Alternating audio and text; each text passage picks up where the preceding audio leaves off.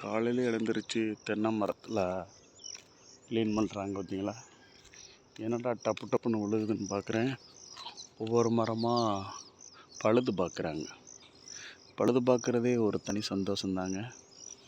எப்பயுமே எந்த ஒரு பொருளுமே நம்ம க்ளீனாக சுத்தமாக வச்சுக்கிட்டோம்னா அது ஒரு தனி சிறப்பு தான்.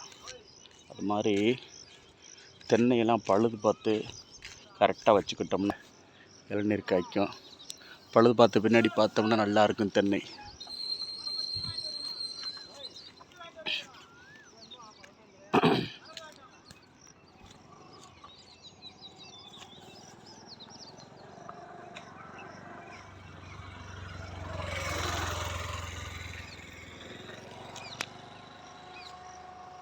இன்னொரு மரத்தை ஏறிட்டார் பாருங்க.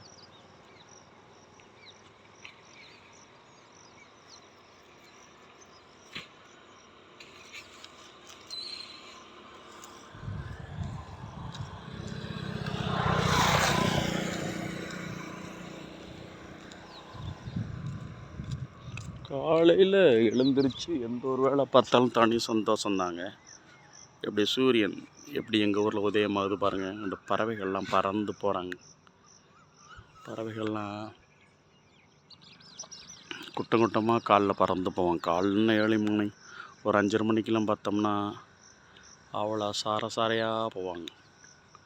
அருமையாக இருக்குது பாருங்கள். சூரியன் காலை பொழுது அருமையாக ஆரம்பிச்சிச்சு. காலையில் சீக்கிரம் எழுந்துட்டேன். டீ சாப்பிட்ற கடை போயிட்டே இருக்கேன்.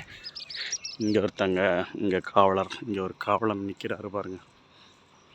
உள்ளே போயிட்டாங்க.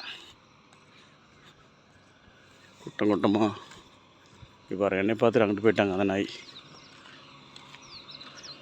வர பார்க்குறாங்களா? வெளியே வாங்க, உள்ளே நின்றுட்டு.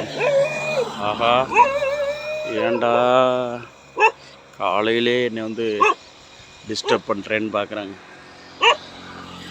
அங்கே ஒருத்தவங்க வராங்க பாருங்க. இங்கே கத்துறதை பார்த்துட்டு அங்கே ஒருத்தவங்க வராங்க. எல்லோருக்கும் காலை வணக்கம், குட் மார்னிங். இப்படி ஓடி வராங்க பாருங்கள். தெரிஞ்சவங்களில் கடித்தாலும் கடிச்சிருவாங்க. ஒரு நம்பிக்கை தான், கடிக்க மாட்டாங்கன்ற நம்பிக்கை.